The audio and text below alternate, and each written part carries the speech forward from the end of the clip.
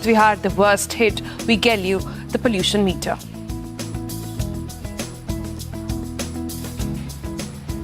And after that, we take you to the roads in cities that are clear. You can take your bike out for a ride, and we're looking in particular at the Bae 360. It's the ultimate retro modern scrambler. Is it? Does it live up to that promise?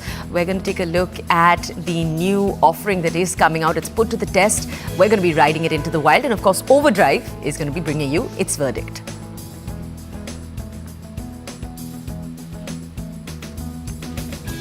All right, so Indian weddings are no longer just events. They are epic productions where dreams meet drama, tradition blends with trends, and where a single day can feel like a really extravagant festival. Some weddings are big, some are small, but what we clearly know is that these days no one wants to follow the norm. So today on The Breakfast Club, we explore how the big billion-dollar industry is transforming, driven by couples who no longer wanted to be memorable, they wanted to be an unforgettable experience. And sample this. India will witness 48 lakh weddings in November, December of 2024. Expected to generate a business worth 6 lakh crore. If you do the math, it's almost one wedding every 2 seconds or so. So gone are the days when predictable rituals or, typical venues would really make the cut. Modern couples are redefining rules, opting for intimate yet opulent celebrations, seeking out offbeat destinations. It could be the hills, Uttarakhand, or the wilderness of Jim Corbett. And of course, the influence of social media, well, that's a certain. Right from Instagram-worthy table settings or tablescapes as they're called these days to viral wedding hashtags. So every element now holds significance far beyond just the day itself, creating moments that live on in the digital world forever. The businesses of weddings has also evolved dramatically. Today's urban families are splitting expenses equally, which is a very, very welcome move towards equality. They're moving away from traditional norms. They're also pouring investments into luxury services. So right from bespoke decor to high-end photographers that they actually find online, photographers who've sometimes photographed celebrities' weddings. But how do these trends translate into business decisions? And what does it mean for the future of the wedding industry? These are the crucial questions that we're going to answer right here. We're going to have experts joining us in just a little bit. But before we do any of that, we thought this morning, let's take you behind the scenes of one of these luxury weddings and show you just what's happening in the minds of wedding planners when they're making all of this a reality. Our producer, Ashreya Kannan, brings you this. Look, take a look.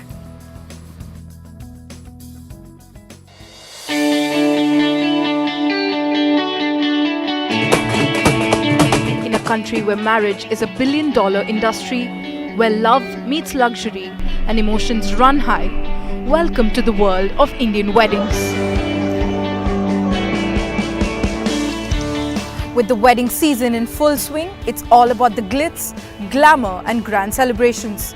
Today we take you behind the scenes of a luxury Indian wedding to uncover the trends and decor that's setting the stage this year. On The Breakfast Club, we delve into the world of luxury weddings with two experts. Akshay Channa, a renowned wedding planner and designer behind Aaron Events, and Gaurav Chauhan, innovative founder and MD of Gaurav Chauhan Events. Luxury weddings are a sensory experience with every detail meticulously planned. This season, this is going to be massive for everyone.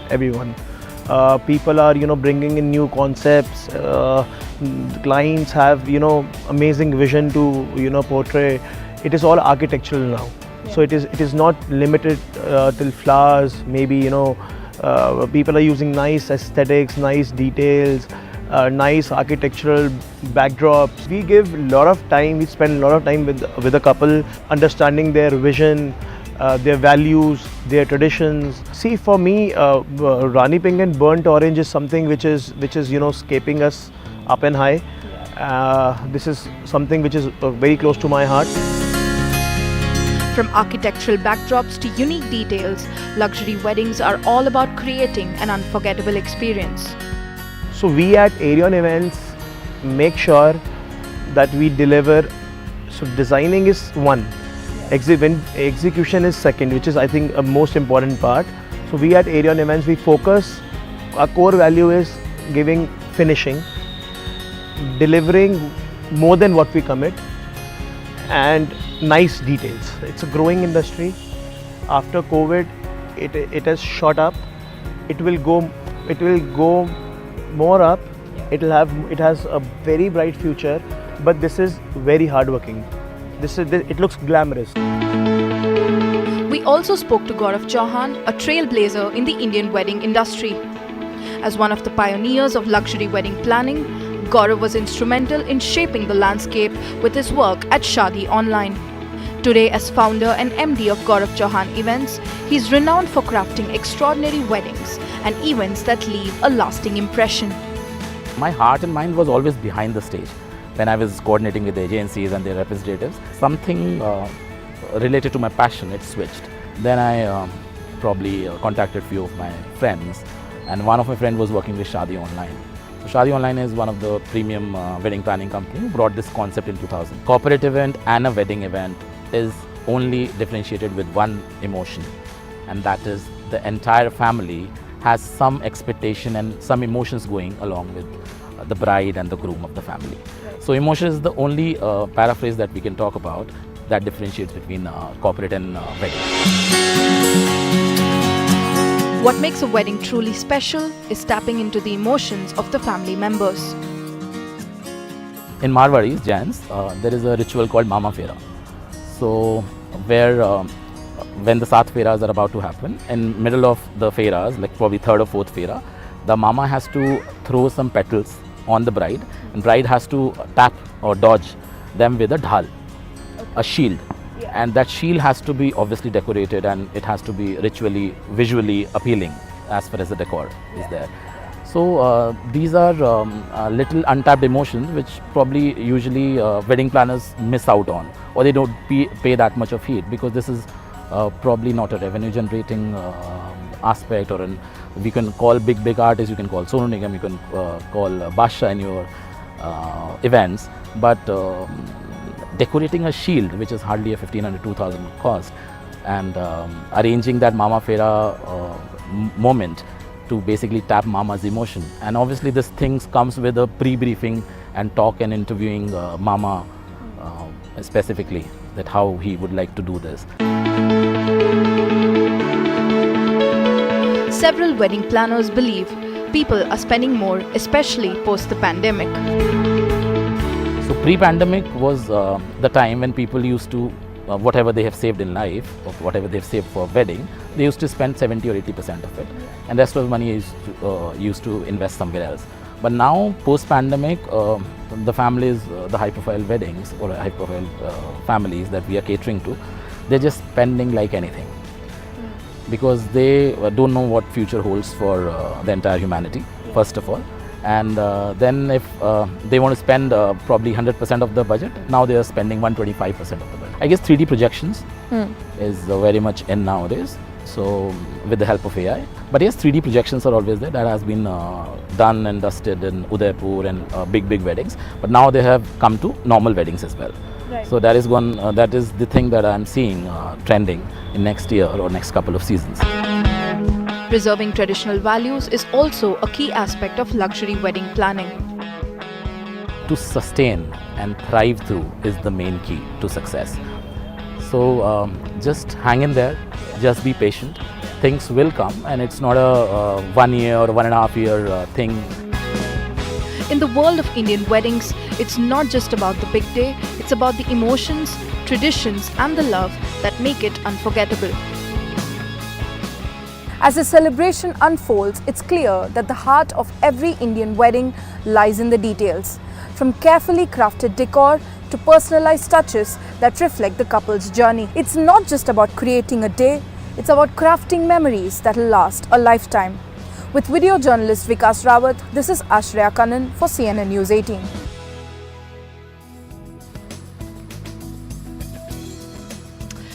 All right, so that was a glimpse over there on what's happening behind the scenes. Those planners look really tired, by the way. They've had quite a season and perhaps getting up for a bigger one. But we thought, why just speak to them? Let's get somebody on board who's at the forefront of this transformation on how weddings and the entire season is changing. So joining us live from Mumbai this morning is Parthiv Tyagarajan. He is the co-founder and CEO of WeddingSutra.com. Good morning. Thank you so much for chatting up with us early in the morning, considering lots of late nights are coming your way. But can I start by saying this, that this year the wedding season seems to be only getting bigger. I was just looking at the statistic which says 48 lakh weddings scheduled in the next 34 days, which is almost one wedding happening every 2 seconds or so, much higher than last season as well. So post-pandemic, are you seeing a very clear shift towards A, more and more people ready to embrace marriage, and B, do it with a big shout out? Well, weddings are much more in the news now. Earlier, when a celebrity was getting married, it was a secret marriage, and business families really did not put out much on social media. The percentage of people getting married in a year, you will have 2% of the population getting married, or there's a wedding in the family. It remains the same. But what social media has done has just made marriage and weddings a much more fun experience, and not just something which is about traditions and family functions. Tell us though, Pradeep, is there also a trend of doing intimate weddings? Because we're talking about big, huge celebrations on one side, and that really is a trend that we've seen over the last few years. But I also want to ask, this other trend of couples going, we're not going to do any of that. We're going to maybe stick to a small ceremony, and even keeping their main ceremony very small. Absolutely. Are we seeing that happen? Absolutely. You will have more and more well-educated, well-traveled couples who will just want that intimate wedding. And I must say that big fat weddings really will be preferred always by business families. But when you look at the professionals who are working in corporates or living abroad, they would like the intimate wedding. But what is really changing is the number of pre or post wedding celebrations. So, okay. That's interesting. That's interesting. So pre-wedding celebration, post-wedding celebrations, but sometimes doing it in a way that nobody has ever seen. But, part of the question really is that if there is one place people go to plan their weddings, it is Pinterest. And if you look at the Pinterest 2024 wedding Absolutely. report, the one word that has been Googled 500% more than last year is quiet weddings. But what we are seeing is quite the contrary. We just had India witness, or the world witness, the Ambani wedding, which is perhaps the wedding of the century, right? So you have that sort of opulence on one hand. There's no wedding which has ever been on this scale. Then you have people Googling words like quiet. Yeah. And then you have quiet weddings on the other. So I'm just trying to understand, what's the trend like? Or is there everybody is doing, or there is scope to do what you want? Just as how in India, arranged marriages and love marriages will coexist. Who thought, say, maybe in the 80s, arranged marriages will continue to happen in India in 2020, or maybe they'll continue to happen in 2030. Similarly, in India, big fat weddings and intimate weddings will coexist. Big fat weddings make a lot of news, but that does not mean every billionaire has a wedding Ambani style. So, the Ambani wedding, of course, made a lot of news. It was beautifully orchestrated, and it was one of a kind, and many are inspired by it. There is some elements from it which continue to be much sought after, and as you rightly put it, there are many couples who relate with the intimate wedding, or what you call it, the quiet wedding. And we will see that and that will really be, I would say, a challenge and an opportunity for the industry, the wedding industry. What do you do when you see a Bollywood star having a temple wedding, and the client comes up to you, says, I just want a quiet temple wedding with 20 of us. But then what really happens, It's really what happens before or after the wedding, and what do you really design, what the bride and grooms want. But one thing I must add, in India, it's not just the marriage of the bride and groom, it's the marriage of two families. So it's also what the families want. So I just want to ask you, Parthiv, about a trend. Have you noticed in the last few years that there is more centering of what the bride and groom want versus what the family wants? I'm asking about if the philosophy towards weddings has at all changed in the last few years. Are you seeing couples maybe stand up for themselves more, say we want closer weddings, or is it still what the family wants that kind of reigns supreme when you're sitting down with families and they're having these conversations?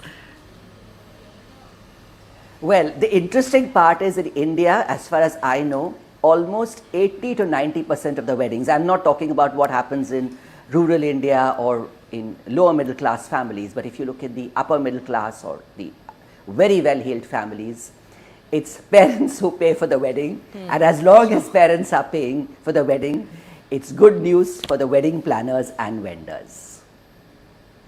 And while there are some things which would be very important for the bride or the groom, and there are a lot of, I've heard from planners that there's a bride who's taken 100% of the decisions and the parents are not involved at all. But I've also met planners who have not even met the bride ever. So that's the story. That's the India wedding story.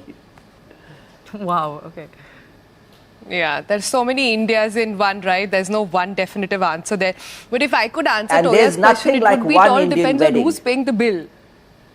Whoever's paying the bill gets to decide on what's There are some happening at the parents- wedding. I think that's the... You know, there are some parents who are paying for it all and they say it's my daughter's decision. And there there we go. could be Some some parents where, exist. All right. you know, yeah, and it's. I have met brides who know about each and everything. They have interviewed each and every vendor, and as I mentioned earlier, it's the in some cases it's the parents and the mamas and the chachas who are doing the venue recce's, and you won't even see the bride or the groom there. Yeah. Yeah, so it's to each his own over there, yeah. So Parthiv, I wanted to understand a little bit from you for our viewers watching right now, for all the brides to be, grooms to be at the moment who are taking a look at this segment, are there some trends that you can sort of throw out there that people must keep an account to add that special touch? I mean, we all know that Bollywood continues to inspire, and now business, families also continue to inspire wedding trends. But is there something that's sticking out which could help them in planning? Everything starts with the location and what is possible there. If you are in a metro or you are in your hometown, it may be very easy to find the vendors who can personalize what you want. But what if you're getting married in a very, very remote location? You may not be able to find your coconut vendor who can inscribe your hashtag there. So what is really happening is social media has motivated or inspired many brides and grooms to make it as personalized as possible, as a result of which wedding planning is a much more complex operation than it was 20 or 25 years ago. Think about what happened 25 years ago. A well-heeled family booked the Delhi Gymkhana or the Wellington Club and everything was done by the club. Today, everything is different. You have multiple functions, you have multiple vendors, and what the bride and groom are really looking for are giving their guests those unique experiences and everything being personalized. That said, it can be more expensive and it can be more time consuming too. So you have to decide what you want and keep it. If you really enjoy the stress, people say, wedding planning is such a stressful job, but it's the happy kind of stress. It depends what you want. And while there's a lot of images out there, there's really no idea which everyone's getting married for the first time. So they really don't have any idea how this is done. And there are so many vendors who are involved. Wedding planning is just one of the careers today. People think a wedding planner does everything A to Z. But beyond wedding planning, there are so many specialized creative entrepreneurs who have an active presence on social media, who are right from packaging to bartending to food styling and many other services which they are offering. So you have to be clear what you want, you have to be very realistic, and think about what is really special for your loved ones, and it will be happiness all the way. Pratibha, I want to ask you, so I attended a wedding last year where there was actually a bride whose jewelry, I later came to know, could be detached. So, for example, the mang tikka that she wore could be detached and made into a necklace, and then she would wear that necklace for the next many few months. It was her way of sort of being more sustainable, reusing her jewelry. Of course, you can't speak to the point of jewelry, but I do want to understand, has sustainability as a theme really entered into the wedding sphere? How are you seeing it manifest, and in which areas? So planners will tell you in the first meeting it's all about sustainability, but an Indian wedding, especially one with thousands of guests, cannot be sustainable. How many live counters can you have? If it is an indoor venue where there are children and there are no carpets all over, you may not be able to keep glass bottles for everybody. Florals are a part of our tradition, but couples in their own way adopt those practices. For example, you find them not sending printed invites, and you find more and more designers designing stuff, not just jewelry, even about, I was talking to Kunal Raval the other day, and he was telling me about how the menswear is such that it's not just that one heavy sherwani, it's about how you have layers which can be used for other functions also. So sustainability is quite a goal for Gen X and next gen. It's not just weddings, even hotels, it's about what they are doing. But that said, an Indian wedding in most cases, unless the bride and the groom and the families really decide to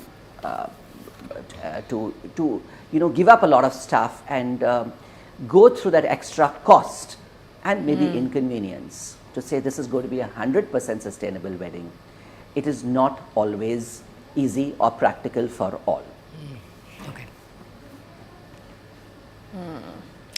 Not very sustainable, but could be intimate, could be big, could be paid by the bride and groom, or the family could incorporate 1,000 people or just 10.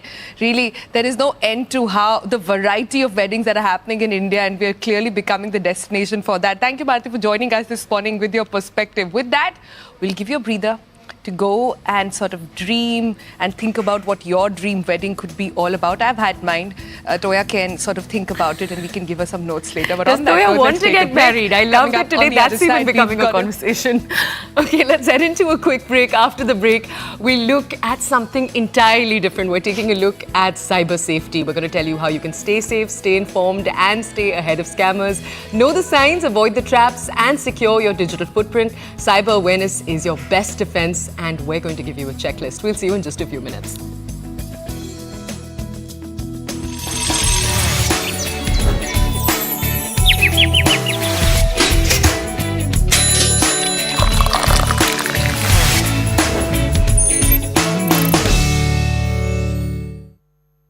Arey?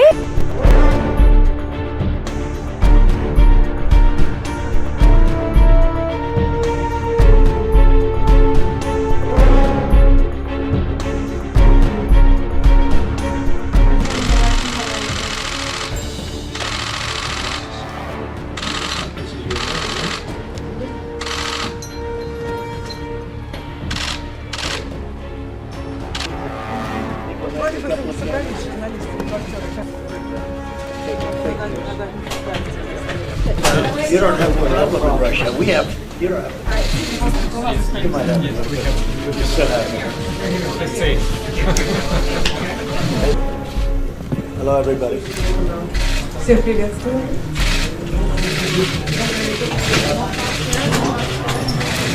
You want me to start? Should I start? Все понятно, все слышно?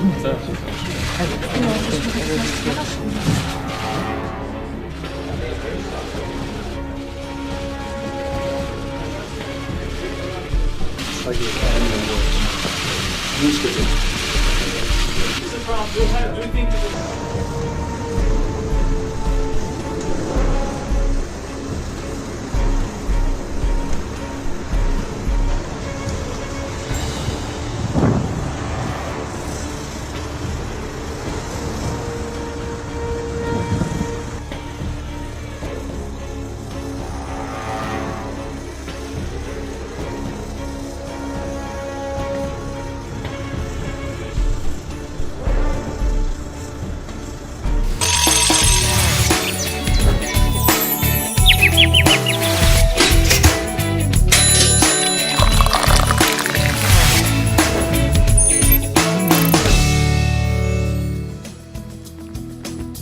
Welcome back. Let's take a look at the pollution meter this morning. Delhi NCR's air quality continues to deteriorate. The latest numbers are in, and as always, it's a worrying picture. Mundka in Delhi has recorded over 468 over there. That's a hazardous category. Anand Vihar also in the same category with 380. Let's keep checking and let's stay in the same region. So we've got Narela right now coming in at 249. Let's check in with the destinations around Delhi for a second. Noida, 179 as you can see. And let's take you to the other side. You have Gurugram coming in right now at 210. Remember, the same advisories we're going to give you always: stay safe. If you can, mask up. This is the time to use your mask. This is also the time to put on your air filters. If you have air filters at home, take care of yourself and your whole family. We're going to switch tracks from this. One more thing we want to warn you about. This time we're switching tracks to something entirely different. Warning signs continue to flash as cybercrime. This is a topic we cover frequently on The Breakfast Club. It's on the rise. Scammers are getting more and more clever. And we here on The Breakfast Club don't want you to fall prey. So we thought we should bring you a crucial advisory on how you can safeguard your personal information and protect yourself from fraud. So we want you to listen very carefully. Take note to what we're about to share. Number one, as a matter of digital hygiene, try not to share your address, your location in any way, your phone number. Remember, if they're calling you on your phone, they already have your phone number. Your Aadhaar card and PAN card. These ones are crucial. Your date of birth, any personal details with anyone over the phone or message. Be very, very careful. Refuse even to acknowledge your own name. That's a big, big warning flag. You'll often have this happen. They'll call you up, say, am I speaking to this person? And it's almost gut instinct to respond by saying yes. Do not do that unless you know you are speaking to the person that you know on the other side. Tell them that since they've called you, they're supposed to know your name, your number, and whatever detail they wish that you should be confirming. Literally, just say that back to them on the phone. Also, it's important to point out there, cut the call, note the number.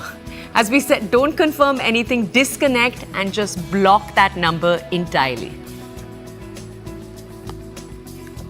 All right, so there are several of the cases and we'll bring them to you one by one in a bit. But very important to understand that most of these cases, the procedure to safeguard yourself is simple. Cut the call, note the number and block. Do not indulge. Do not press any number during call. Don't listen to them. Simply cut the call and block it out. Remember, if they are putting pressure on you or intimidating you or forcing you to act or respond immediately, it is a scam.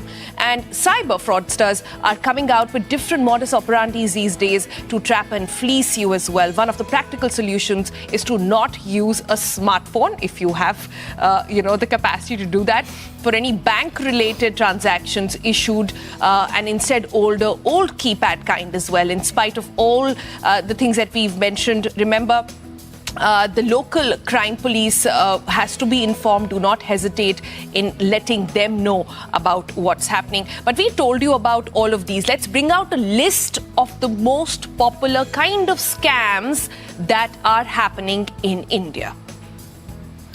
Okay, so right on top, if you are called about how the try is going to disconnect your phone, do not respond. That's an obvious way to know it's a scam.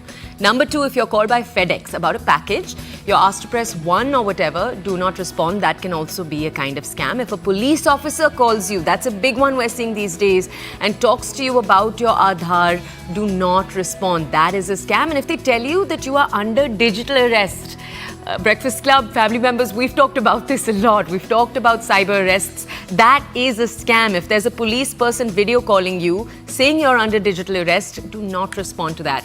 If they tell you the drugs have been discovered in some package that was meant for you or your name, do not respond. If they say that you can't tell anyone, do not listen to them. Inform cyber police immediately. Remember, that's a common trick that we're seeing take place these days. Cyber police, remember, is at 1930. That's the number for cybercrime police. If they contact you using WhatsApp or SMS, do not respond. And if anyone calls you and they tell you that they've sent you money to your UPI ID by mistake, they just want that money back. And particularly if you can check your own records and see that nothing like that has happened, be careful, that's probably a scam. And there are more. If someone says they want to buy your car or your washing machine or your sofa and say they are from the army or the CRPF or show you their ID card, so do not respond to it. It is a scam. If someone says they are calling from Swiggy or Zomato and need you to confirm your address by pressing so and so or anything else, do not respond. It is a scam. If they ask you to share your OTP, big scam, just to cancel the order or ride or whatever it is, do not respond.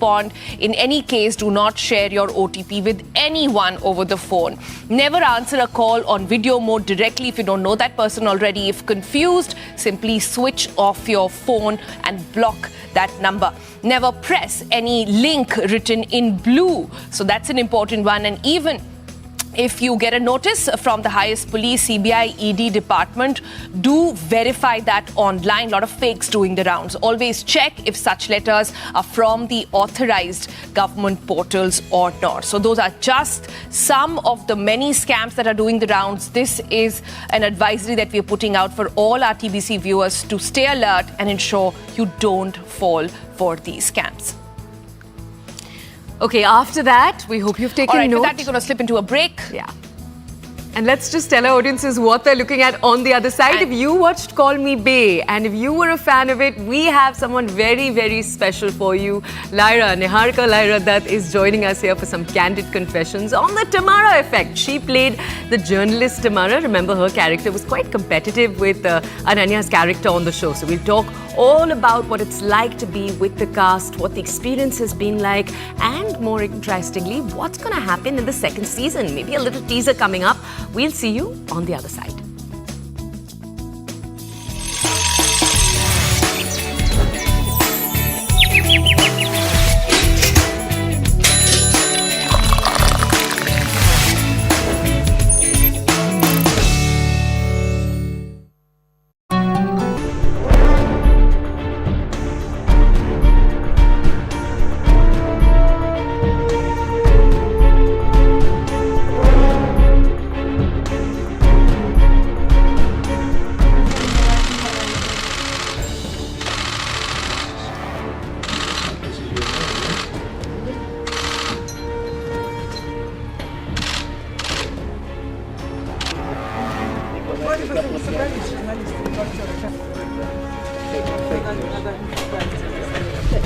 You don't have what I live in Russia. We have, you don't have. You might have. We just sit out here.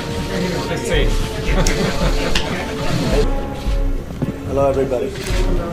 Всех приветствую.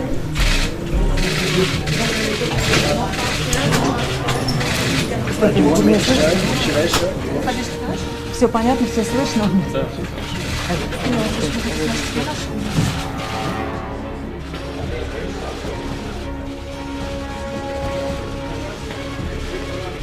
It's like the Academy Awards.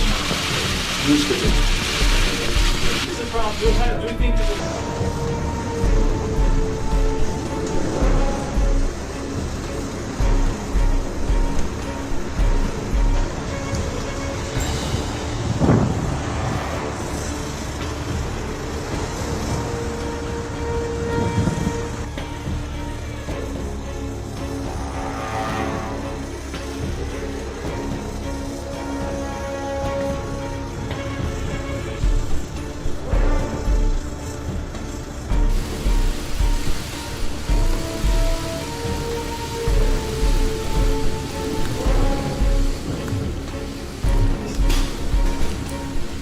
Спасибо. To protect our citizens from this global menace. But if we're going to solve many of the problems facing our world, then we're going to have to find ways to cooperate in pursuit of shared interests. And we're going to have to find ways to cooperate in pursuit of shared interests. Thank you.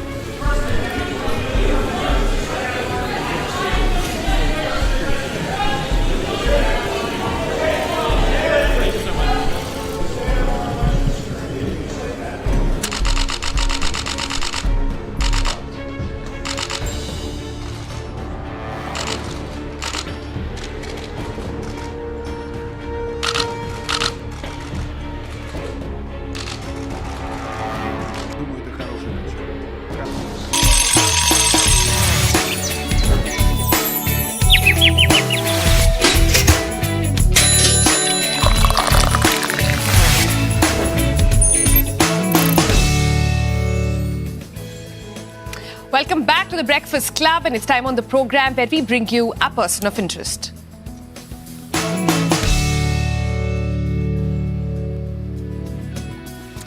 So joining us today, we're thrilled to have Niharika Lyra Dutt. She's live with us. Remember, she played Tamara in the hit web series called Me Bae. Her character was razor sharp, witty, sassy attitude, absolutely unapologetic. She was a journalist as well over there. And Niharika brought Tamara to life in a way that resonated with audiences across the country. Right, it's a complex, confident, but still flawed character, and it's earned her widespread critical acclaim and obviously a special place in the hearts of all her fans. We thought it would be exciting to bring her on the show to talk with her a little bit about what made her build that character, what nuances went into creating it. So we have her with us right here on the show to bring us more context. We thought we'd delve into the world of Call Me Bae with her and understand what made it real. Niharika, thank you for joining us here on the show. Good morning. It's been 2 months since Call Me Bae came out. Do you have friends who end up, or family members who end up watching each episode, because this is an episodic sort of show, it's not a film? Do their reactions change as each episode comes? Do they text you? So it was really funny actually that there's a friend of mine. He basically watched it for me, and he's been like, he watches content very keenly and makes notes and all. So he was sending me notes of every episode, and the first few episodes were like, oh my god, Lyra, stop being such a beep, and like, oh my god, why are you so jealous, and what's wrong with you? And slowly that started changing, and oh okay fine, Tamara's actually sweet, oh okay fine, she's human, you know. So I really enjoyed the writing of that, because it's such an obvious choice to pit like women against each other, and especially to have them living together, to compare their lifestyles, and then, you know, just have one of them feeling like it's unfair what they've got, the lot in life. But I love that she manages to, and I think it was also a conscious choice for me, that it shouldn't overshadow it shouldn't be something that it's from a person to person. It's more about like work opportunities, you know. And when they realized that like working together on a project gave them the kind of joy that was, you know, incomparable to other stuff, that's what sort of took over. And I like that. I like that that was the graph, and thank God for it. Yeah, quite a character graph over there. But Niharika, very well played. Welcome to the world and a glimpse of journalism over there. And talking about a glimpse, the entire series did showcase a very competitive newsroom. But I want to draw parallels over here. Is it like that in the industry as well? It's not really, you know, like one thing that has been really heartwarming has been the fact that I've met a lot of my peers who I look up to, a lot of my peers whose work I absolutely love, who have also auditioned. A lot of my friends have auditioned for the same part, and so many of them have just come to me and been like, you know, when I didn't get it, I felt bad, but when I realized that you had gotten it, I felt really happy, because it feels like it's one of us. So I feel like that's been generally the vibe of at least my peer group, you know, the actresses in my peer group, because it really feels like there are limited resources, and so as long as we have each other's back on in terms of, you know, who to get in touch with, what to do, how to go about one thing, it feels like it's easier, you know. And especially on this set, it was, I did go in expecting that it's going to be hard, that it's going to be dharma, and you know, there are so many assumptions that come into your mind, and whether they're going to like pit you against each other and all of that. But I feel like, I've worked with Muskan before, we've done theatre before. Ananya is just such a warm person, and Colin as the director, he at the helm of it just created such a collaborative atmosphere that there was no space for any of it. And thank God for that, because the work was better, because a lot of our natural chemistry that we had off screen, where we were just like holding each other's hands through other personal shit that was going on in our lives, really spilled into, you know, on-screen chemistry, and that's what made it that much better. I've heard so many people who watched it say that, you know, it feels like you guys were having fun, it feels like you guys were friends, and I was like, yeah, you're right, it doesn't feel like it, we were. You were also in the hugely loved, and I don't know if, you know, it's possible some of our audiences are already recognizing you from there too, that you were also in the hugely loved Patal Lok. Now, is the mood of the set, you know, when you're on a thriller, is that very different from something like Call Me Bae, where you're saying it was much friendlier? It has to. Both were incredibly collaborative. Both sets were incredibly collaborative, and I would give a lot of that credit to the directors. Patal Lok was more of a set which was more, you know, you have someone like Sudeep Sharma who's so good at his craft, so good at his writing. You have someone like Proshit Roy, you know, who was directing my bits. And the kind of set that they created was something that everyone was incredibly focused. Not very, there wasn't a lot of off-screen banter. There was some, because of course it was great working with everyone, but there wasn't a lot of that. Whereas on Call Me Bae, you needed to have that banter, you needed to keep it light. In fact, the first 8 days, I really felt like, you know, because I was in this bubble, we were shooting night schedules, so, and I was staying in an Airbnb in town, so that was literally the only world that I saw. I would go to sleep at night, in the morning, and at night come to set, and that was my life for like 8 days. And I would just go back, remember feeling like I haven't broken a sweat, I don't feel like I'm working. And I got incredibly worried, and I went up to Colin one day and I was like, listen, please tell me if I need to push myself and if I need to pull up my socks, because I don't feel like I'm really putting in much of an effort. And he said, listen, it's great, whatever's coming out is amazing, and if you overthink it, you'll burden it with a lot of like things that you don't need to. It's a light show, don't overthink it, just have fun. You make it sound all easy breezy over there, but I'm sure there were some tricky parts as well, particularly, you know, being a journalist, portraying what happens in everyday newsroom. Share some of those with us. I think it was the jealousy.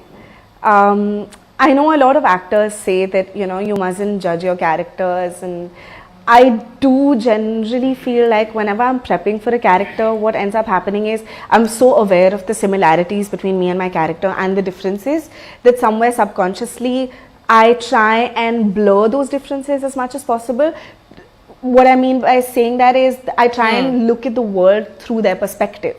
And to be able to truthfully give those lines, I have to believe that somewhere through Tamara's point of view that it is unfair, you know. And I feel like that part was something that I found a little challenging. At the same time, you know, how do you play comedy without overdoing it? How do you play it to the timing of it? How do you play it to the levity of it, and at the same time make it feel real and serious? I feel like those comedy is really hard. People think that it's really, really easy, but I feel like it's the hardest to keep it light and to keep it real at the same time, you know, and to not overdo it. Can we ask you, we're just going to jump straight for the goat, as they say, and ask you what's happening next season. I know there was so much excitement. First, there was chatter about second season, hoga bhi nahi, ya hoga. That was a big question. We had that answered. But tell us what's going to happen to your character, a little bit of the love story we saw. Where's all of that going? Okay. Honestly, I think the writing has started, and were a couple of drafts down. I don't know whether I'm supposed to tell you this or not. I have no clue when we're shooting, and I guess it'll be at some point next year. And apart from that, honestly, I have no idea where they take Tamara. I really hope the jealousy angle is over and done with, because we've established Behan Code so well. I'm actually more interested in seeing that now that she's taken it easy a little bit, decided to not sort of go after her goals like a crazy person. I think I'm interested in seeing what she discovers as her passion and as her calling now, you know, and how she finds that balance between work and life. Nice. And talking about Behan Code, we've got to have you do that for us this morning as well and teach us that little thing a little. So, Sonal and Toya, you have to do this with me, okay? And we'll do it twice. So the first time we'll do it slowly, and then the next time we'll just do it really fast, like we knew this. We were born to do this, okay? So, ready? Yeah, go ahead. Yeah. Okay, fine. Yeah. So, hashtag Behan Code. And now we'll try and do it as fast as possible. Hashtag Behan Code. Oh, that was so quick. Yeah.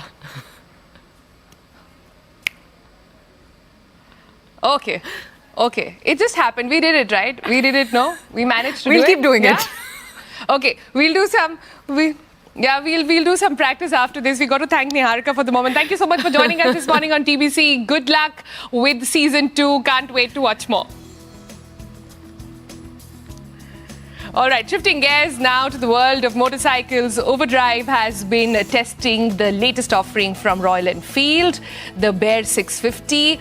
This rugged bike draws inspiration from California's iconic desert races and promises to sort of bring in a retro style to modern trails. But what makes it stand out? Let's find out more. We're going to take a closer look at the Royal Enfield Bear 650's features, its performance, whether it lives up to its legacy, and whether all the Royal Enfield fans should go out and give this baby a twirl. Take a look.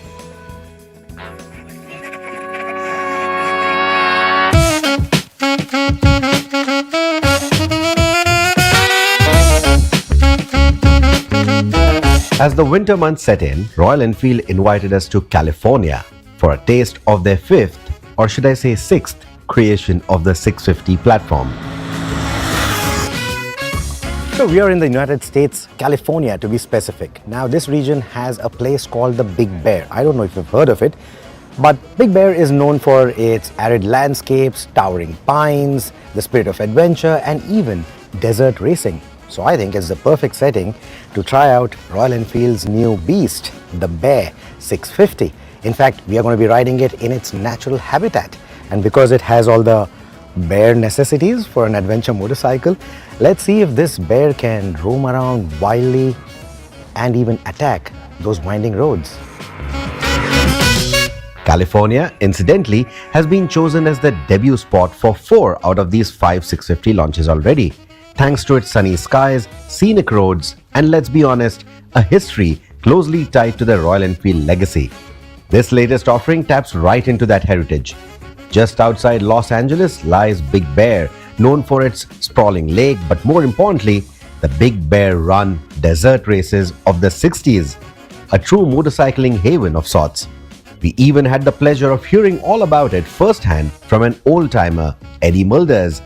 Now 80, Eddie vividly recalls the smell of fresh dirt and how, at the age of 16, he outran 764 racers on a Royal Enfield 500 with knobby tires. It was a makeshift scrambler that earned him accolades, launched his racing career and a Hollywood stunt career as well. and put the Big Bear run on the map for countless young hopefuls. Around the same era, Royal Enfield began exporting the Interceptor to the American market, where the US models came with knobbly tires for a touch of scrambler spirit. And if I've got the story straight, the American Interceptors were marked with a VAX engine prefix, the X for experimental. And so, inspired by the VAX Interceptor and carrying the Big Bear's legacy in its name, we now have the new Royal Enfield Bear 650. As you would expect, the Bear 650 is a scrambler interpretation of the Interceptor 650. Frankly, it would have been fun to see Royal Enfield throw the caution to the wind and release a 750 instead, like the VAX Interceptor, to shake up the competition. But Royal Enfield has stuck with their Pro-1 650cc twin-cylinder platform, refining the essentials to make the Bear 650 a serious contender. The scrambler influence is glaringly obvious. A raised rear fender, race-inspired oval number plate on the side panels, an elevated stance, and of course, those knobbly tires.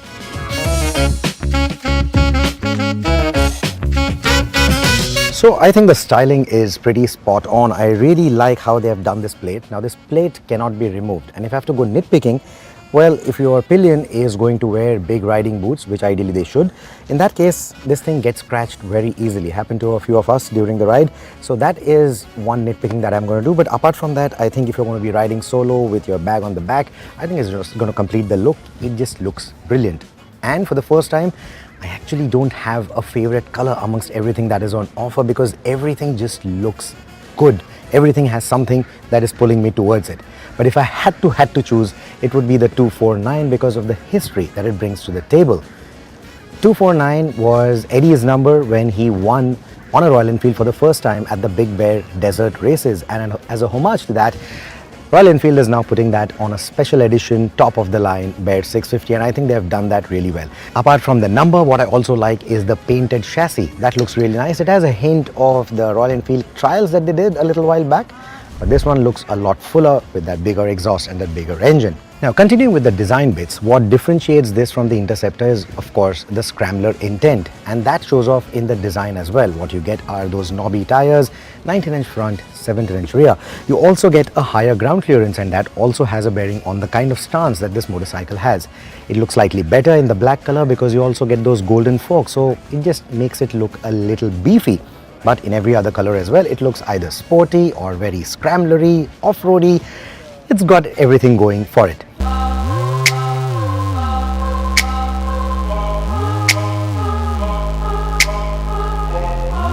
The Bear 650 sports upside-down Showa forks, similar to the Shotgun 650 but with longer inner tubes. At the rear, you've got conventional Showa shocks, none of that gas-charged business from the Interceptor, allowing 130mm and 115mm of travel front and rear, respectively.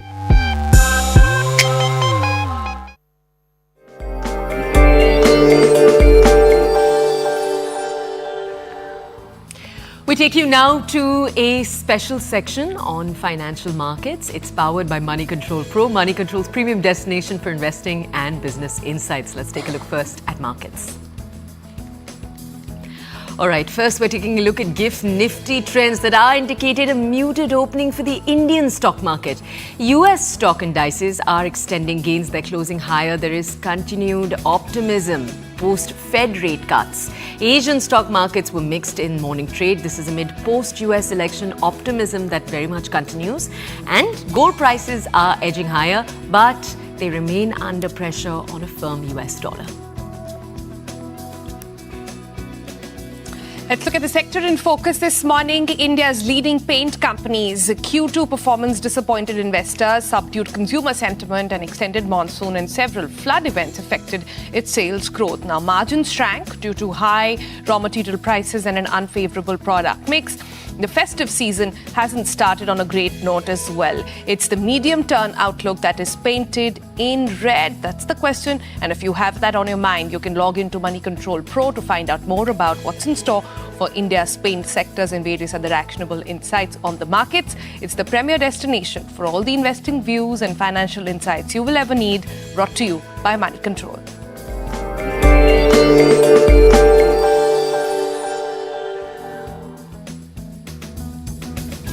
With that, we've come to the end of today's show. We did some band baja barat, some acting, some real versus real life journalist chat, some motorbike, so much. Really, but tomorrow is day 2, right, Toya? We've got more weddings to discuss. Right, more weddings, more styling, because if you are watching TBC right now, you may not be having a wedding, you definitely are attending a wedding in the next few months. So we're going to help you decode how to dress. But for now, that's all that we have for you on the show. Goodbye.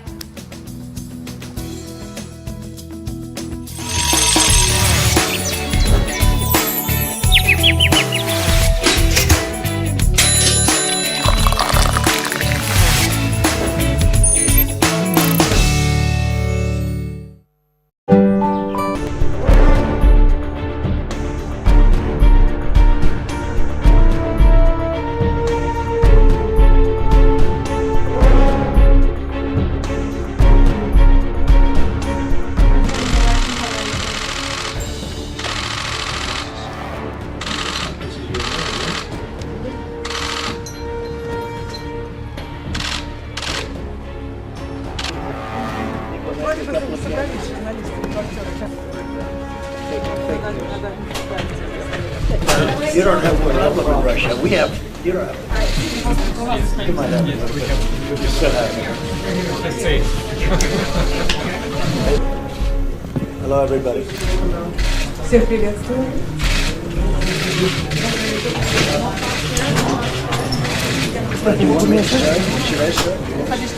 Все понятно, все слышно? Да.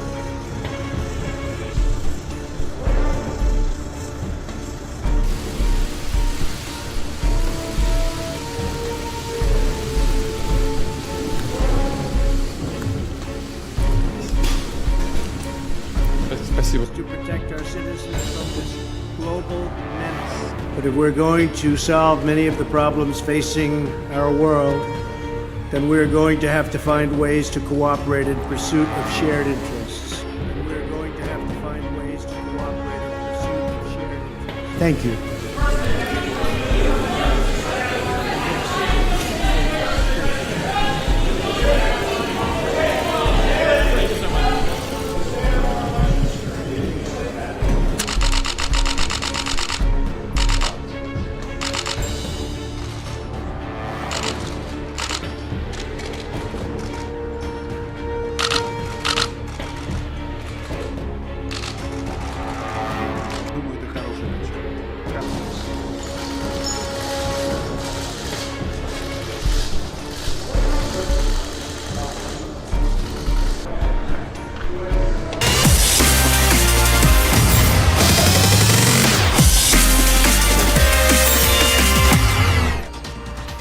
Hello and welcome again. You're watching the morning news show on CNN News 18 with me, Sakshi Singh Litoria, here to bring you top headlines from the nation and across the globe over the next 60 minutes. At the top of the segment, some breaking news now coming in.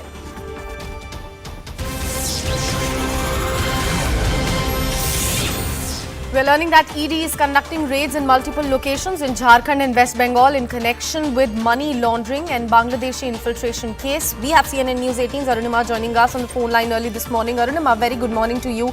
Please walk us through more details with regards to these raids going on in both the states. So across 17 locations in Jharkhand and West Bengal, these searches are being conducted. Various hotels in Kolkata are being scanned at the moment. In Ranchi also, suspected agents who help alleged Bangladeshi migrants, come up with forged Indian citizenship documents. They are being searched. So this case goes back to June this year. The Ranchi police had registered an FIR after, 3 Bangladeshi girls were, taken into custody along with their agents. A total of 4 Bangladeshi girls were under scanner then. And Ranchi police FIR said that these were girls who were being trafficked from Bangladesh, and money was being taken by agents from them to get them documents like a fake Aadhaar card or a fake ration card which proves that they're Indian citizens. So when Ranchi police started probing this case, Enforcement Directorate entered in September into this investigation and said that we suspect that there is a money laundering angle to it, that the money that these trafficked girls were paying or these illegal migrants were being paying was being laundered away. So today's searches are in connection with that suspicion that ED has. All the connected parties, the traffic people, the agents, apparently there is a whole network of people who are helping this.